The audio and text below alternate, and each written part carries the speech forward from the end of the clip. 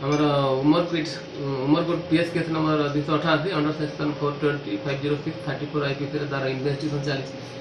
during investigation रे complainant जे report देते से पुरी जिला राजेश पलाई से रिपोर्ट करते कि उमरकोट अंचल जन व्यक्ति ना पल्लव आने मैंने गोटे पितल शंख देखी सुना शंख बोलिक डिल करते 3 लाख नहीं ये रिलेटेड आम आज 4 जन को अरेस्ट कर कोर्ट फरार कराहब 40,000 टका आम सीजर कर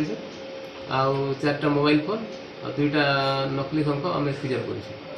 सर ये खबरटा बारंबार मैंने प्रश्न करी कौन सर माने